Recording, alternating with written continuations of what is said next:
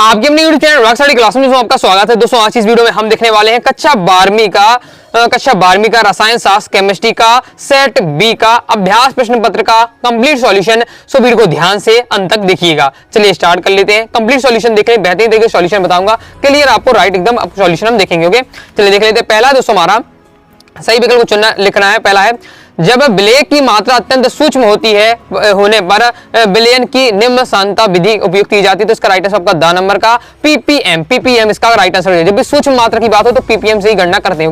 Next हमारा IUPAC परिपाटी अनुसार सेल का विद्युत वाहक बल का मान हमेशा क्या धनात्मक होता है। इसका थोड़ा आपका क्लियर कर लीजिएगा। ओके क्लियर कर लीजिएगा थोड़े से। नेक्स्ट दोस्तों हमारा डाइक्रोमेट तथा पर मैग्नेट दोनों का गुण है तो ये हो जाएगा प्रबल अक्षीकारक। ओके चलिए आगे देख लेते हैं। आगे दोस्तों हमारा नेक्स्ट आ जाता है चौथा कि फॉर्मएल्डिहाइड एक रेखीय अणु होता है, इसमें संकरण पाया जाता है। इसका राइट आंसर एसपी इसका आपका संकरण इसका राइट आंसर हो जाएगा। नेक्स्ट है एनिलीन कच्च ताप पर ब्रोमीन जल में अभिक्रिया करके सफेद अपक्षेप देता है, वह यौगिक है। तो इसका राइट आंसर आपका 246 ट्राई ब्रोमो एनिलीन इसका राइट आंसर हो जाएगा। दुग्ध में उपस्थित डाइसैकेराइड है तो आपको पता ही होगा लैक्टोज इसका राइट आंसर हो जाएगा। नेक्स्ट हमारा रेगिस्तान की पूर्ति कीजिए। पहला हमारा ताप में वृद्धि करने से द्रव में गैसों की विलेयता क्या है कम है। ओके कम हो जाती है तो कम होती है आपको लिख लेना है। नेक्स्ट है द्विदाता संगलिनी क्या है द्विदंतुल लिगेंड कहते हैं, द्विदंतुल लिगेंड इसका राइट आंसर हो जाएगा। नेक्स्ट है आपका इस प्रकार से इसमें आपका बना हुआ है। ओके तो इसमें आपको पूछा जा रहा है एल्कोहल का लाक्षणिक प्रतीक है, इसका आपका राइट आंसर हो जाएगा तृतीयक एल्कोहल होना चाहिए। ओके तृतीयक एल्कोहल क्या है लाक्षणिक प्रतीक है। ओके नेक्स्ट हमारा ये आपका क्योंकि जब भी इसमें इस प्रकार से जुड़ा होता है और ओएच जुड़ा हो हमेशा तृतीयक आपका एल्कोहल होगा, तृतीयक राइट आंसर हो जाएगा। ओके नेक्स्ट देखिए जितने क्वेश्चन हो समझ के ऐसा नहीं कि आपको तो जी जाना और पेपर में आपको रख देना है और आपको फुल मार्क्स मिल जाएंगे, टॉप कर जाएंगे। ये आपका अभ्यास प्रश्न पत्र है। ओके बोर्ड एग्जाम आपका मेन रहने वाला है तो उसके लिए आपको इसकी तैयारी करनी है कि क्वेश्चन को बेहतरीन समझना है कि उसका आंसर ये है तो क्यों है। ओके आंसर तो बताना ठीक है बात है, उसका क्लियर आंसर आपको पता होना चाहिए क्यों है, ये भी आपको रहना चाहिए।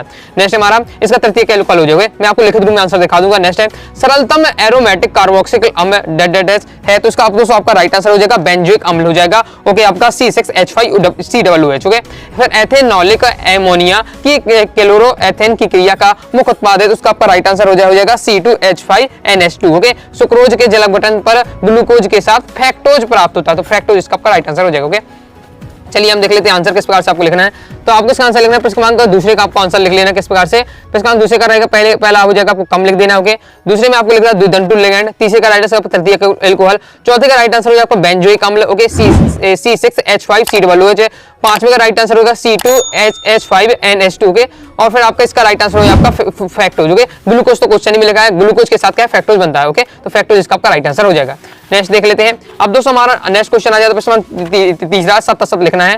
पहला दोस्तों हमारा किसी अज्ञात प्रतिरोध का मापन बी हिट स्टोन ब्रिज से किया जाता है तो ये हमारा क्या हो जाएगा, ये हमारा हो जाएगा सत्य हो जाएगा, ये हमारा बिल्कुल सत्य है। ओके नेक्स्ट दोस्तों हमारा आणविकता का मान सदैव पूर्णतः नहीं होता है, पूर्णांक नहीं होता है तो ये हमारा क्या हो जाएगा, ये हमारा असत्य हो जाएगा। ओके क्योंकि कभी पूर्णांक भी आ जाता है। ओके नेक्स्ट हमारा संलयनी कोई अणु आयन जो एकांकी इलेक्ट्रॉन युग्म में प्रदान या ऋणावेश या धनावेश मूलक होते हैं तो इसका राइट आंसर हो जाएगा हमारा ये सत्य हो जाएगा। ओके नेक्स्ट है दोस्तों हमारा प्राथमिक एल्कोहल सरलता से ऑक्सीजन होकर एल्डिहाइड फिर अम्ल देता है तो ये आपका गलत हो जाएगा। ओके इससे पहले भी एक प्रोसेस होती है इसलिए इसमें वो नहीं दी है तो इसलिए आपका ये सत्य हो जाएगा। ओके नेक्स्ट हमारा ये एस्टर है, ये आपका एस्टर लिखा हुआ है, ईस्टर नहीं एस्टर है, बाकी आपका ये सत्य हो जाएगा। ओके अब वो टाइपिंग मिस्टेक हो सकती है, बाकी ये एस्टर ही आपका दिया हुआ है। नेक्स्ट जंतुओं के यकृत में संचित पॉलीसैकेराइड ग्लाइकोलेजन व स्टार्च होता है तो ये भी हमारा क्या सत्य हो जाएगा। ओके इस प्रकार से हमारा सत्य हो जाते हैं।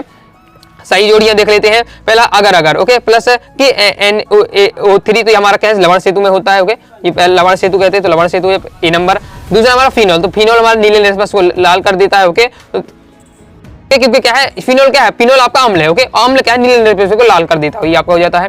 फिर नेक्स्ट हमारा एनिलीन तो तीसरे का दोस्तों आपको मिला देना पहले नंबर से नाइट्रोबेंजीन के अपचयन से। ओके नेक्स्ट दोस्तों हमारा क्लोरोफिल को दोस्तों आपको मिला देना आपको दूसरे नंबर से संकुल यौगिक है आपका क्लोरोफिल, ये चौथा।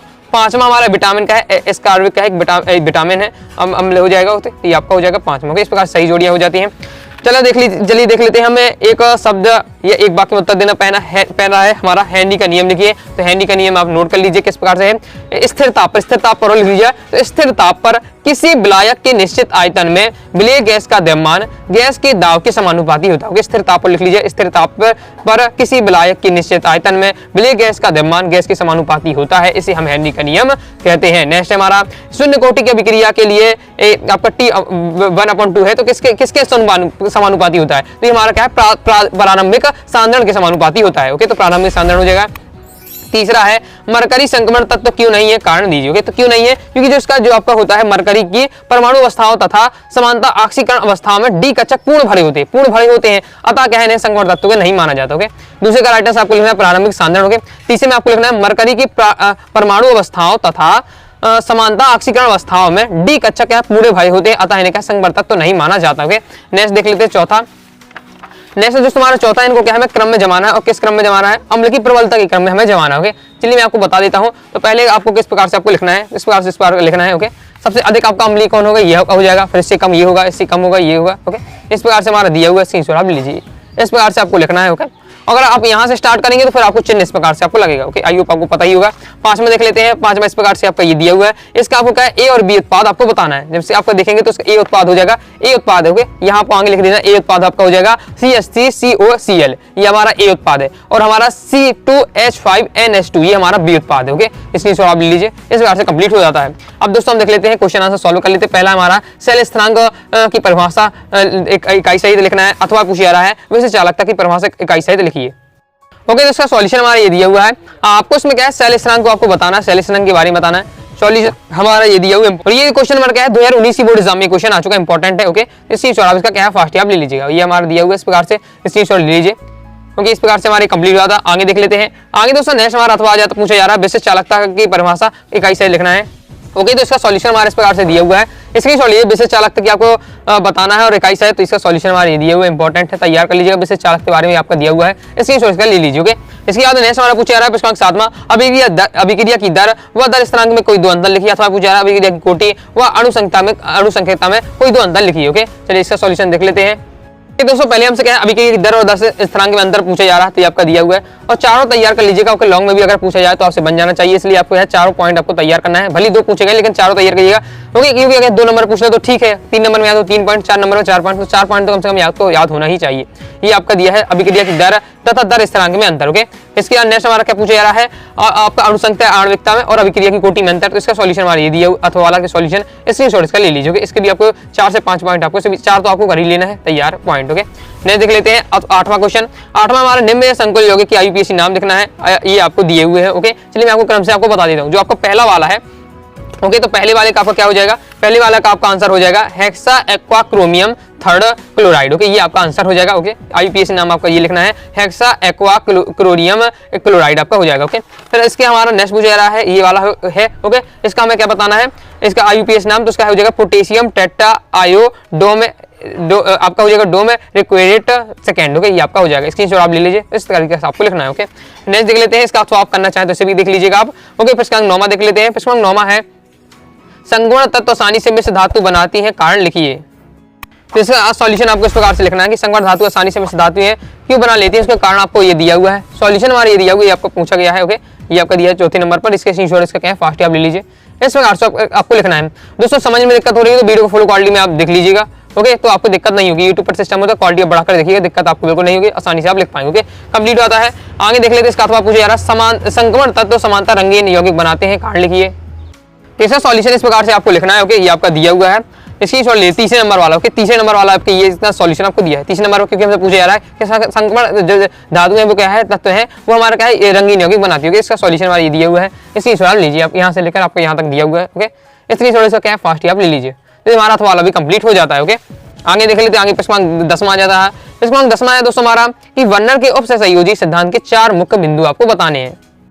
तो इसका सॉल्यूशन हमारा ये दिया हुआ है, तो स्क्रीनशॉट आप लीजिए, इस प्रकार से हमारा सॉल्यूशन दिया हुआ है। ओके, ये आपका दिया है वर्नर की, आपको इसमें पॉइंट आपको चारों पॉइंट आपको पूछा गया है, चारों पॉइंट के माध्यम से समझाया गया है वर्नर का उपसहसंयोजी सिद्धांत और उसके मुख्य 4 बिंदु बताया गया। ये पूरा कंप्लीट आपको तैयार करना है, इस प्रकार से दिया हुआ है। ओके, स्क्रीनशॉट आप लीजिए, और शॉर्ट में भी आप कर सकते हैं, शॉर्ट में करना चाहें, बाकी कंप्लीट सॉल्यूशन आपको ये दिया हुआ है, स्क्रीनशॉट लीजिए। ओके, लेकिन आपको क्या पूरा तैयार करना है, क्यों तैयार करना है, पूरा आपको समझ के तैयार कर लेना है। लिखने के लिए आप भले आपका काम कर लेके पढ़िएगा, पूरा समझिए पूरा। ओके, कंप्लीट हो जाता है। चलिए आगे देख लेते हैं।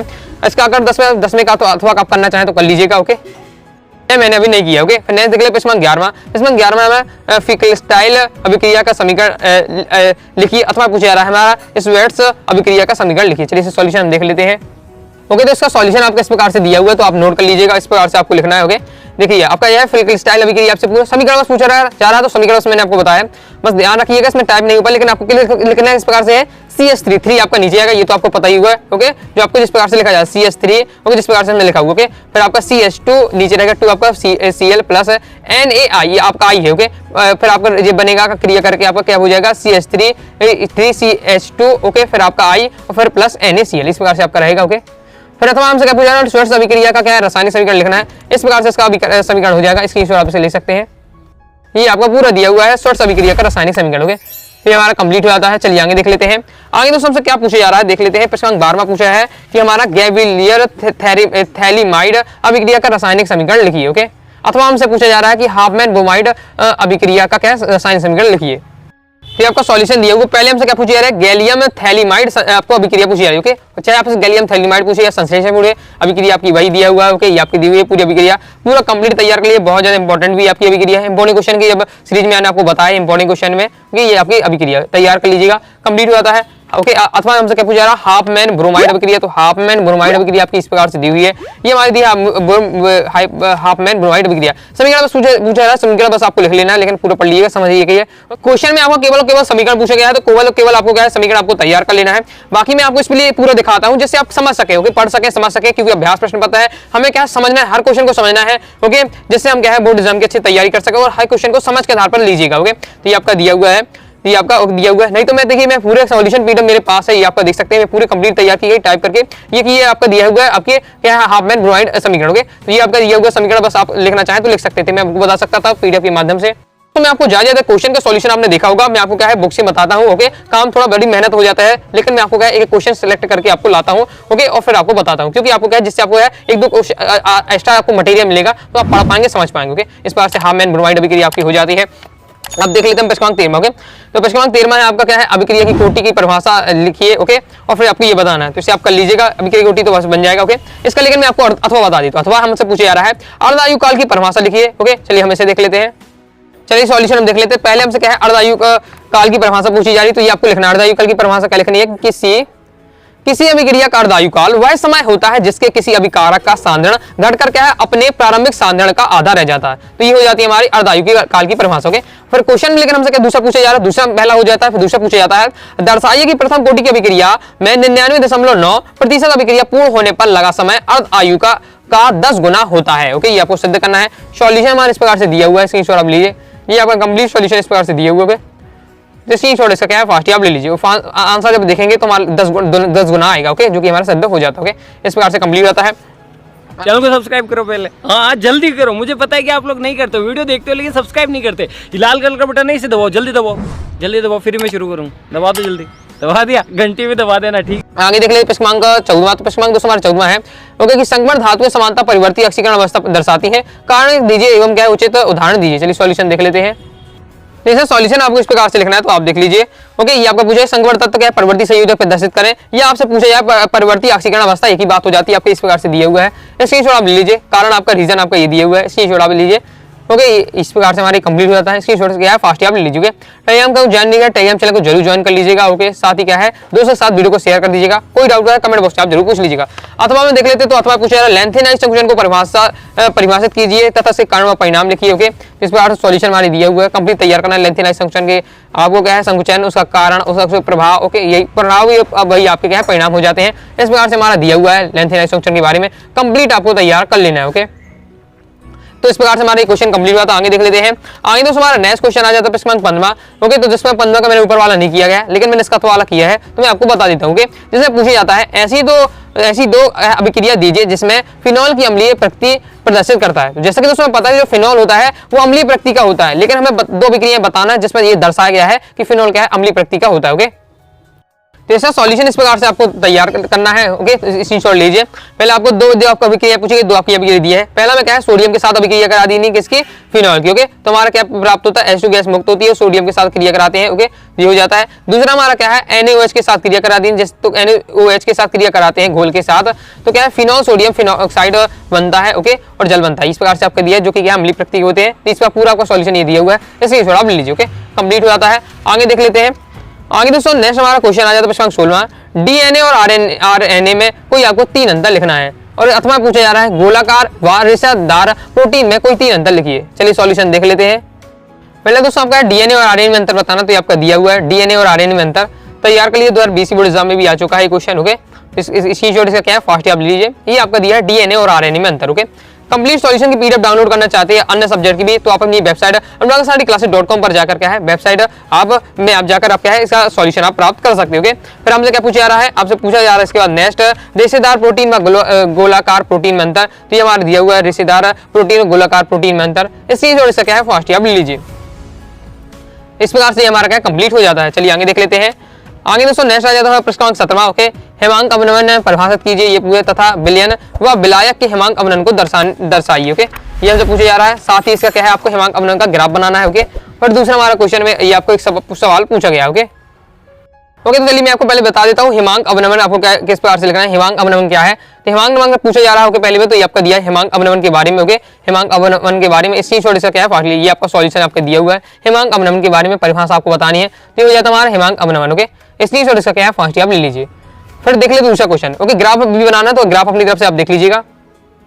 इसमें क्या क्वेश्चन पूछा जा रहा है ओके, दूसरा में कि एक विद्युत अनघप्ट 1 ग्राम और तक को 50 ग्राम बेंजीन में घुलने के उसके बाद इस प्रकार से आपका दिया हुआ है कि 0.40 के केल्विन की कमी होने पर क्या है, विलयन की आपको क्या है, मोलर द्रव्यमान परिकलन करना है, और बेंजीन का आपका ये दिया हुआ है। ओके, चलिए मैं आपको सॉल्यूशन इसका दिखा देता हूँ। सॉल्यूशन इस प्रकार से आपको रहने वाला है। ओके, तो पहले आपको लिखना है दिया है क्या क्या दिया हुआ है, ये सब हमको दिया हुआ है। ओके, तो आप ले लीजिए। ओके, हमें आपको ये निकालना है। ओके, इस प्रकार से बस केवल और केवल आपको फॉर्मूला लगा देना है। ओके, ये आपका फॉर्मूला लगा दिया, सॉल्व करेंगे, आंसर हमारा आ जाएगा विलय का मोलर द्रव्यमान 256, ये आपका दिया है ग्राम मोल इनवर्स। ओके, इसकी स्क्रीनशॉट आप ले लीजिएगा। ओके, इसकी स्क्रीनशॉट एक बार आप ले लिया होगा। ओके, देख लीजिए, स्क्रीनशॉट आप ले लीजिए। इस प्रकार से आपको कंप्लीट सॉल्यूशन आपको करना है। ओके, कंप्लीट हो जाता है ये हमारा। चलिए आगे देख लेते हैं। आगे आ जाता है प्रश्न क्रमांक हमारा। ओके, इसका अथवा दिया हुआ, तो अथवा आप कर लीजिएगा, प्रासंदा वाला है अगर करना चाहते हैं। फिर इसका 18वां आ जाता है। प्रश्न 18 में हमसे क्या है, कोलास का नियम पूछा जा रहा है और घटती व्यंजन। ओके, चलिए मैं आपको बता देता हूँ कोलास का नियम। जैसा सॉल्यूशन आपको इस प्रकार से लिखना है, देख लीजिए। कोलास का नियम आपसे पूछा जा रहा है, इंपॉर्टेंट है, आपको कोलास का नियम 2019 बोर्ड एग्जाम में क्वेश्चन आ चुका है। ओके, ये आपका दिया इस प्रकार से, इसकी आप लीजिए। कोलास का नियम आपको दिया हुआ है, ये आपका पूरा कोलास का नियम को तैयार करना है। ओके, कोलास का नियम बस पूछा जाए तो तैयार कर लीजिए, बाकी अनुप्रयोग भी आपको तैयार कर लेना इंपॉर्टेंट है। ये सब पूरा आपको तैयार करते जाइएगा। ओके, बाकी क्वेश्चन में आपसे कोलास का नियम है, तो कोलास का बस नियम आप लिख दीजिए। ओके, ये कंप्लीट हो जाता है। इसके फिर इसके बाद हमारा नेक्स्ट सेकंड में सॉल्यूशन करना है, इसी के आधार पर करना है कोलास के नियम के अनुसार, जैसे आपके अपनी तरफ से आप देख लीजिएगा। ओके, ये नहीं किया है मैंने। आगे देख लेते हैं। आगे प्रश्न 18 का अथवा तो है ही नहीं है, फिर नेक्स्ट देख लेते हैं प्रश्न 19 में। ओके, प्रश्न 19 में हमारा दोस्तों SN1 व SN2 अभिक्रिया की क्रिया विधि में आपको बताना होगा। तो चलिए देख लेते हैं SN1 और SN2 की क्रिया विधि। तो ये हमारी दी हुई है SN1 और SN2 की क्रिया विधि। ओके, इसी और ले लीजिए, ये आपको 2019 बोर्ड एग्जाम में आ चुका है। ओके, तैयार कर लीजिएगा। SN1 की पहले एक अणु का क्रिया विधि आपकी इस प्रकार से दी हुई है। ओके, इसी आप ले लीजिए। फिर आपको ये दिया हुआ है SN2 मतलब 2 अणु क्रिया विधि। ओके, इसके इसी आप ले लीजिए, और ये हमारा क्या है आपका कंप्लीट यहाँ आपका हो जाता है। ओके, इस प्रकार से हमारा कंप्लीट हो जाता है SN1 और SN2 की आपका क्या क्रिया विधि के साथ इन दोनों का अंतर भी आप तैयार कर लीजिएगा, इंपॉर्टेंट है, ये मैंने आप अलग से बता रहा हूँ।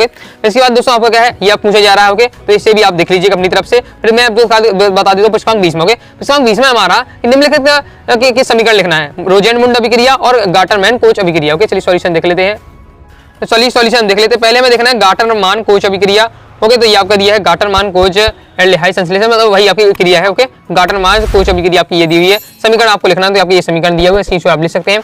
अथवा फिर हम मतलब इसी के दूसरा है पूछा जा रहा है रोजेनमुंड अभिक्रिया, तो रोजेनमुंड अभिक्रिया हमारे ये दी हुई है, इसकी लीजिए। समीकरण बस पूछा जा रहा है, ये आपका दिया है। जब भी आप समीकरण बस पूछे तो समीकरण बस आप लिखिएगा पेपर में। ओके, ये आपका दिया हुआ है। ओके, इसी आप लीजिए, ये हमारा गाटरमान-कोच अभिक्रिया हो जाता है और ये हमारा रोजेनमुंड अभिक्रिया हो जाती है। ओके, फिर अथवा देख ले, तो अथवा हमसे पूछा जा रहा है इसके क्रमांक 20 में अथवा कि एल्डो संघनन व कैनिजारो अभिक्रिया को समीकरण से लिखिए। मतलब इसमें आपको क्या है, एल्डो संघनन की आपको बताना है और कैनिजारो अभिक्रिया आपको बतानी है। चलिए सॉल्यूशन देख लेते हैं।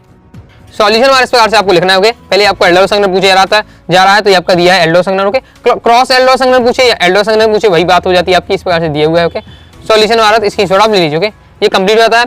फिर हमसे क्या पूछे यार, कैनिजारो बी क्रिया भी पूछी जा रही, तो यहाँ पे दी है कैनिजारो बी क्रिया, इसका भी स्क्रीनशॉट आप ले लीजिए। ओके, इस प्रकार से हमारा कंप्लीट हो जाता है। इस प्रकार से दोस्तों मैंने आपको कहा कक्षा 12वीं का सेट बी का रसायन शास्त्र का कंप्लीट अभ्यास पेपर का सॉल्यूशन बताया है। आई होप वीडियो पसंद आई होगी। आगे के सब्जेक्ट का सॉल्यूशन चाहिए कमेंट बॉक्स में जरूर बताइएगा। वीडियो पसंद आया वीडियो लाइक करें, चैनल सब्सक्राइब जरूर करिए। ओके, कोई डाउट आता है कमेंट बॉक्स में आप जरूर पूछ लीजिएगा। टेलीग्राम चैनल को ज्वाइन किया, टेलीग्राम चैनल को ज्वाइन कर लीजिएगा। व्हाट्सएप चैनल को ज्वाइन कर लीजिएगा। ओके, पीडीएफ डाउनलोड करना चाहते हैं तो अपनी वेबसाइट अनुराग अंसारी क्लासेस.com से आप प्राप्त कर लीजिएगा। मिलते हैं नेक्स्ट वीडियो में, तब तक के लिए बाय बाय।